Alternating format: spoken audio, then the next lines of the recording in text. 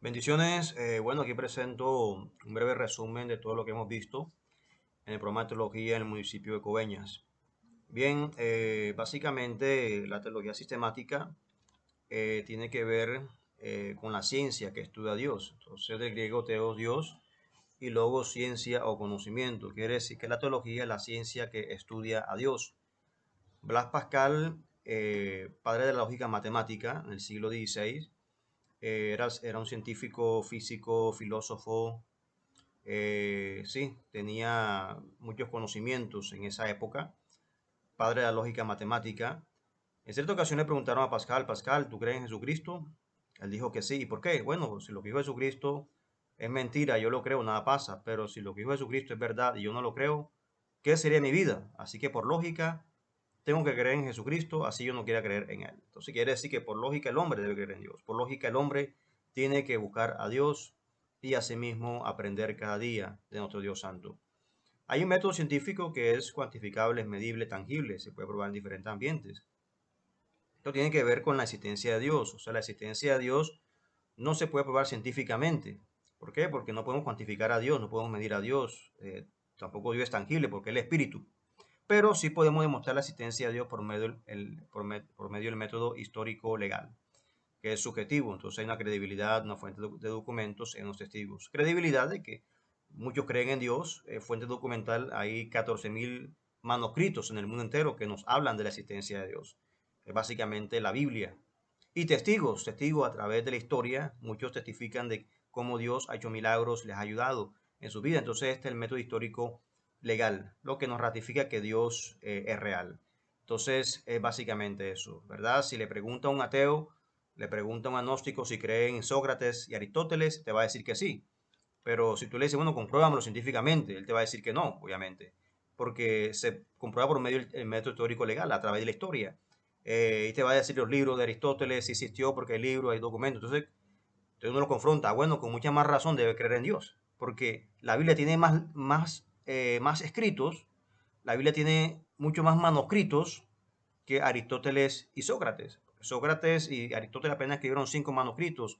Que más escribió fue Platón, unos 10 manuscritos, pero la Biblia tiene 14.000 manuscritos. O sea, supera a Platón y Aristóteles. Entonces, eh, con mucha más razón deben creer en Dios, que Dios supera como tal, digamos, la existencia de Dios supera más, o los argumentos o la existencia de Dios supera más que básicamente Platón y Aristóteles. Fueron personas que ellos no conocieron, porque bueno, que si ellos conocieran a Platón y Aristóteles, pero no lo conocieron y creen en ellos, con mucha más razón deben creer en nuestro Padre Celestial, que tiene más documentos y más fuente histórica, documental y arqueológica, que es la palabra de Dios y los 14 manuscritos en el mundo entero.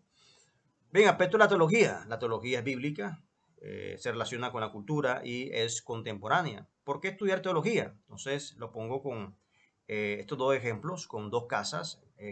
Por fuera se ven bonitas, pero por dentro ya es otra realidad. Entonces, la primera casa que entramos está toda desordenada, una casa que básicamente hay desorden, y de esa manera la persona que vive allí, lamentablemente, digamos, es difícil, obviamente, conseguir una llave, conseguir algo, porque obviamente vive en desorden. Pero el que vive de una forma ordenada, vemos que puede hacer muchas cosas al mismo tiempo, ¿verdad? Leer un libro, ir, digamos, de viaje, algo, ¿verdad? Una cita médica.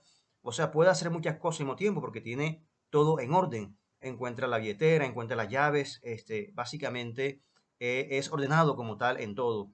Entonces, el que vive desordenadamente, el tiempo no alcanza, ¿verdad? Vive alcanzado y es difícil. ¿Cuál es la moraleja aquí? De que la persona organizada, el tiempo le alcanza para todo. La persona desordenada no tiene tiempo para nada en ese aspecto. Entonces, comparándolo con la teología sistemática, ¿por qué sistemática? Porque hay un orden, es sistemática. Vemos lo que es la Biblia. Este es como el plan de estudio, obviamente, que se va a ver en toda la programa de teología. Vemos que es la Biblia, la bibliología, quién es Dios, la antropología, el pecado, cristología, neumatología, Trinidad y la escatología. Entonces se dice sistemática porque se estudia la Biblia de una forma organizada. Entonces volvemos a la casa ordenada y la casa desordenada. O sea, la persona que es organizada hace muchas cosas al mismo tiempo. Entonces la persona que estudia teología hace muchas cosas para el reino de Dios en la tierra. Esa es la ventaja de estudiar teología. Hacemos muchas cosas para el reino de Dios aquí en la tierra. Bien, en medio de un mundo donde hay muchas religiones, sectas, a veces la gente se pregunta, bueno, ¿en quién creer? ¿Quién tiene la verdad? Y lo comparo con un billete, ¿verdad? Aquí es un billete de 50.000 pesos, en otros países quizás el euro o el dólar.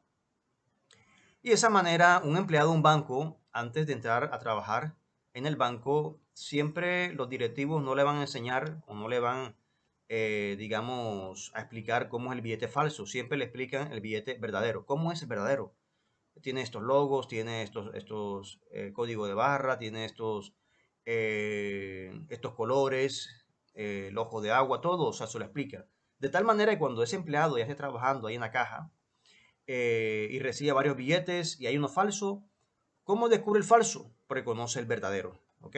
Y así somos nosotros, tenemos que conocer la verdad, la doctrina. Por eso Jesús dijo, escudriñad la escritura porque a vosotros parece que en ellas tenéis la vida eterna. Ellas son las que dan testimonio de mí. Juan 5:39. Entonces quiere decir que entre más conozcamos la verdad, menos usted va a ser engañado con la falsedad. ¿Verdad? Que el día que les diga, no, es que no hay infierno. ¿Cómo así que no hay infierno? La Biblia ahí me dice que Satanás fue lanzado al lago de fuego. El día que le diga, no, es que no hay vida después de la muerte. ¿Cómo así? Si la Biblia ahí me dice que murió el rico, murió Lázaro, el uno fue al Hades y otro fue, el caso es rico, y el otro fue el seno de Abraham. Lázaro, ¿cómo así que no hay vida después de la muerte? Pero ¿por qué no se deja engañar? Porque usted conoce la verdad como tal.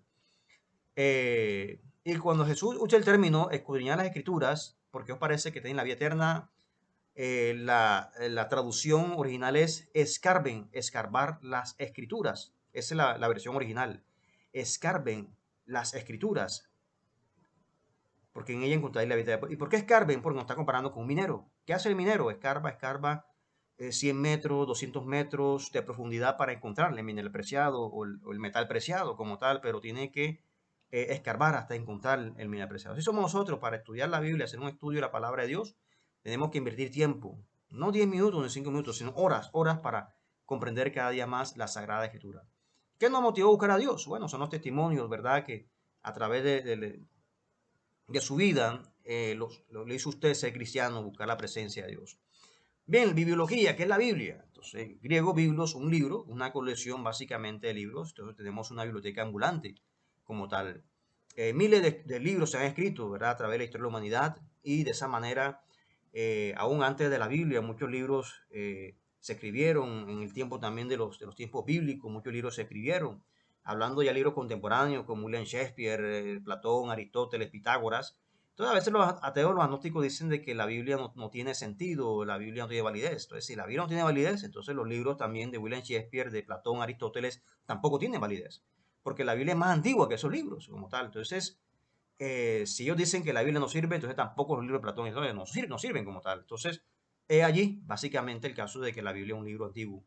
Y como les decía al principio, la Biblia tiene 13.000 copias en el Nuevo Testamento y unas 1.000 copias en el Antiguo Testamento. Quiere decir que la Biblia tiene 14.000 copias. Platón, Aristóteles, Sócrates solamente escribieron 5, 10. El que más escribió fue Sócrates. Sócrates 10 copias y Platón y Aristóteles solamente 3, 4 copias. 6 copias mínimo. Entonces la Biblia lo supera a ellos. 14.000 copias tiene la Sagrada Escritura. Los materiales con que se escribió la Biblia. Entonces está el rollo, los rollos de pergamino, de papiro y vitela. El rollo de papiro es a base de una planta, un junco que se cultiva en las orillas de los ríos, sobre todo en Asia Menor, norte también de África. Y con esta planta hacen el papiro como tal. Y también el pergamino es a base de piel de cordero y la vitela piel de becerro. La tinta se hacía con mineral grafito, o sea, carbón grafito, carbón mineral, agua y con una especie de pegante natural, como un fruto que bota un pegante. Eso lo mezclaban y hacían como tal la tinta y la pluma, una pluma de ganso.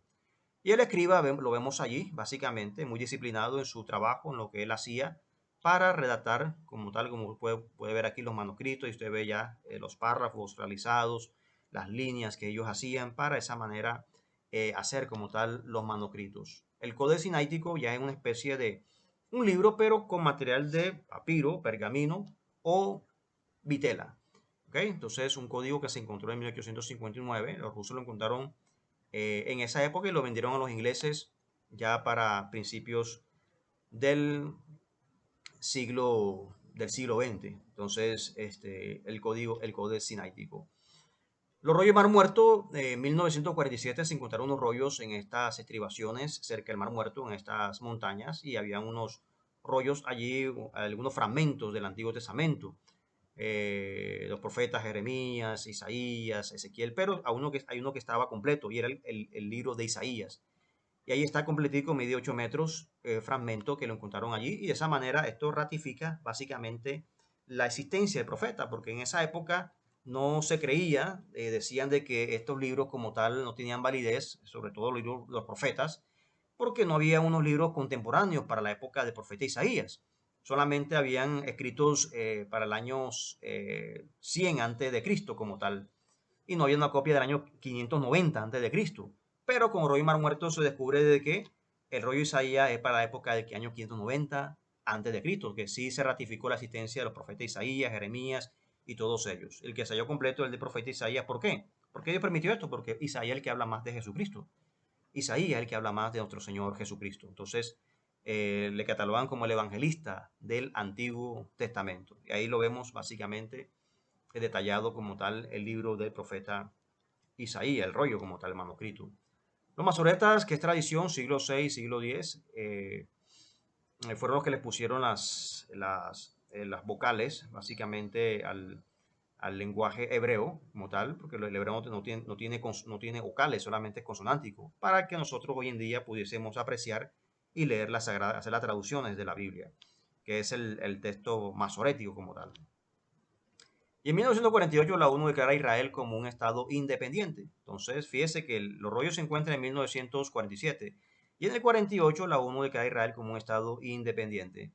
Y fue algo que sucedió un día, o sea, esa profecía está en Isaías, dice, nacerá la nación un día, ¿verdad? ¿Quién ha oído cosas semejantes? ¿Quién ha visto tales cosas? ¿Podrá nacer el país en un solo día? ¿Nacerá una nación en un instante? Pues en cuanto Sión estuvo de parto, dio a los sus hijos.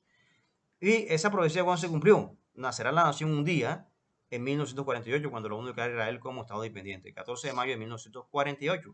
O sea, para que una nación se haga, dura 100 años, 200 años, pero para que una nación se haga un día debe ser un milagro. ¿Y cuando sucedió? En 1948 se cumplió esa profecía que está en Isaías. Y el rollo que se encontró completo fue el profeta Isaías. Entonces, fíjese que Dios tiene el control de la historia. Dios tiene el control, obviamente, de la humanidad, desde su inicio hasta el fin del mundo. Entonces, vemos ahí la providencia de Dios y su plan, obviamente, con el pueblo de Israel. El manuscrito de Isaías lo puede encontrar también en Google, está ahí en Google, usted lo puede leer también, está ya digitalizado y de esa manera usted lo puede ir leyendo como tal. Evidencia interna de las Sagradas Escrituras. Salmo 19:7 nos habla obviamente de la evidencia interna que tiene la Sagrada Escritura y también una evidencia externa también de que los testimonios a través de la humanidad, de la historia de la humanidad, las personas ratifican de que Dios es real. Revelación de Dios, Dios se revela a través de la creación, a través de Cristo y a través de la Biblia. Inspiración de la Biblia, quiere decir de que Dios utilizó a sus siervos para que de esa manera lo que ellos escribiesen fuese palabra de Dios y no palabras de seres humanos. Hay una profecía cumplida también en la Biblia. Ezequiel 26, 1:14, la profecía hacia Edom. Las palabras claves: haré subir contra ti muchas naciones, demoler los muros de Tiro. Perdón, la profecía contra Tiro: será un tendedero de redes, pondrán tus piedras en medio de las aguas, nunca más será edificada Tiro. Ya vemos a Tiro, básicamente hoy en día, como está Tiro siglo XXI, la profecía se cumplió, será como Peñaliza. Bueno, aquí no se ha construido nada y la Biblia dice, jamás será reconstruida. Hay construcciones alrededor de Tiro, pero la antigua Tiro no se ha podido construir. Los muros de Tiro fueron lanzados al mar. Este puente aquí artificial no existía antes de la profecía, sino que Alejandro Magno, emperador griego, fue el que indirectamente fue utilizado por Dios, porque él lanzó todo el escombro para Tiro para atacar los tirios que estaban aquí. Ellos se habían ido para esta isla que estaba aquí y de esa manera todos estos escombros lanzó al mar para llegar y destruir a los habitantes de Tiro que estaban allí. Entonces los escombros fueron lanzados al mar y será tendedero de redes. Quiere decir que el lugar es apto para la pesca y los pescadores tienen sus redes allí. Entonces vemos cómo la profecía se cumple a la perfección. Ezequiel 28:20 nos habla sobre la profecía contra Sidón. Las palabras claves es: enviaré allá pestilencia, habrá mucha sangre y sabrán que yo soy Jehová. Y de esa manera vemos aquí a Sidón, aquí al fondo, y su historia ha sido de sangre, de peste, de violencia y de destrucción como tal. Entonces esa ha sido la profecía contra Sidón. Profecía contra Edom. Isaías 34:6 del 17, las palabras claves: serás asolada, los mercaderes no pasarán sobre ti, animales salvajes habitarán en ti y serás asolada hasta Temán. Y esta es Edom, miren cómo quedó asolada.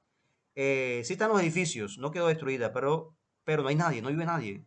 Está construida, pero no vive absolutamente nadie. Animales salvajes habitan el lugar está desolado y de esa manera el asolamiento llegará hasta Temán. Y aquí vemos en el mapa Google Maps, vemos aquí todo lo que es Edom, pero fíjense que el asolamiento llega hasta Temán. Hoy la ciudad se llama Man y si entramos a Temán ahora mismo, mire cómo está Man. Hay farmacias, hay hospitales, hay colegios, está todo poblado, panaderías, hay todo, carros, carreteras, casas, hay de todo, fíjese. Pero fíjese, ¿no le parece que tenemos un Dios perfecto, verdad? Como Dios hace las cosas, un Dios grande.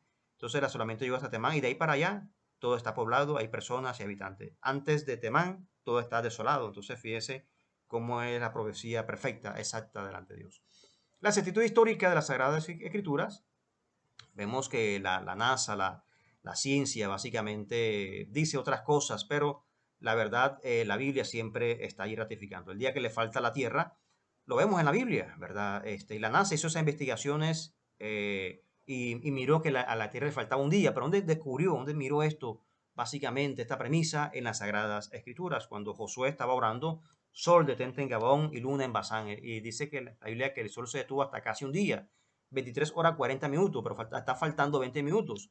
Y es cuando el reloj de Acab, recordemos cuando Isaías da profecía al rey Ezequías, de que Dios le va a dar 15 años más de vida, entonces Isaías le dice a Acab para que vaya, le dice a Ezequías para que vaya al reloj de Acab y mire cómo la sombra retrocedía 10 grados y de esa manera Isaías oró, Dios mío, es que la sombra del reloj de Acab retrocede 10 grados y ese retroceso de 10 grados son los 20 minutos que están faltando más eh, hasta casi un día, los 40 minutos, ¿verdad? Y los 20 minutos ya serían 60 minutos, o sea, el día que le falta a la Tierra. 40 minutos acá que se detiene el sol, ¿verdad? 23 horas, 40 minutos, perdón, cuando se detiene el sol acá con Josué, más los 20 minutos acá del profeta Isaías.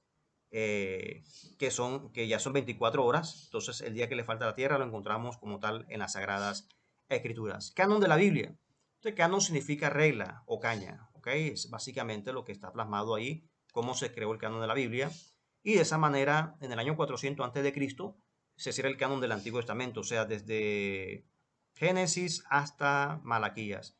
Y en el año 397 después de Cristo se cierra el canon del Nuevo Testamento, que es desde Mateo hasta Apocalipsis. Entonces vemos aquí el canon de las Sagradas Escrituras.